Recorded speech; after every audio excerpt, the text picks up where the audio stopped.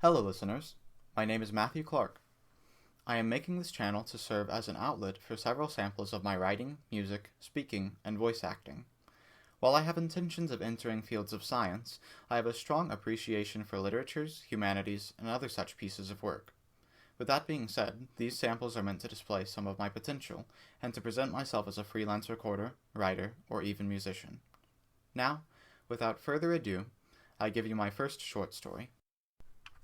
The Spirit of Himaynut Bridge, Part 1, An Adventure Begins.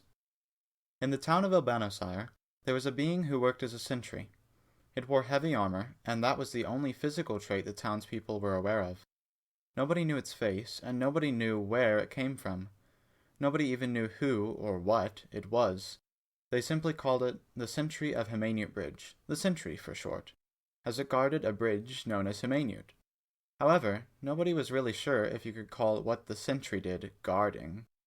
Every day, the sentry would stand in front of the bridge, blocking the way to Prosperity Town, and it would only allow those who have hurt somebody to proceed. Any time it would see people helping one another, it would grab them, throw them down, and tell them to conform with the time.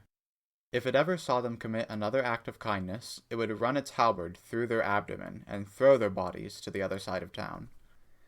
The authorities, of course, tried to stop it, yet when they tried to reason with it or make peace with it, the sentry would laugh and proceed to hold the axe of its halberd to their necks while telling them, "Go back and never return.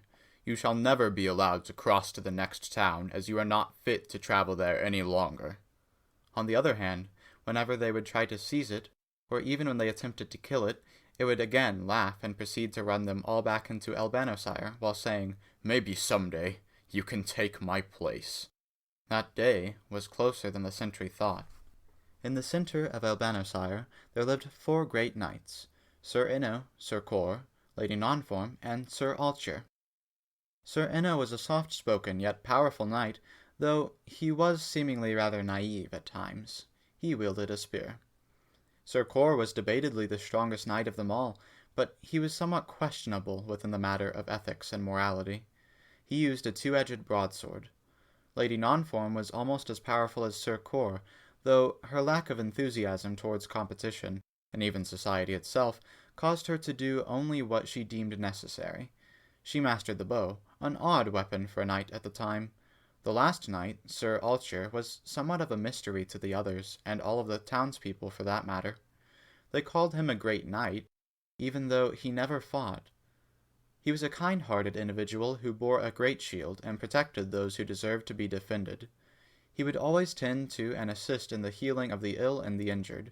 Even after a great battle, he would leave medical supplies behind for the enemy. That's why it was so strange to the other knights when he said, "The sentry must fall." So, the 4 knights set off at sunrise the next morning.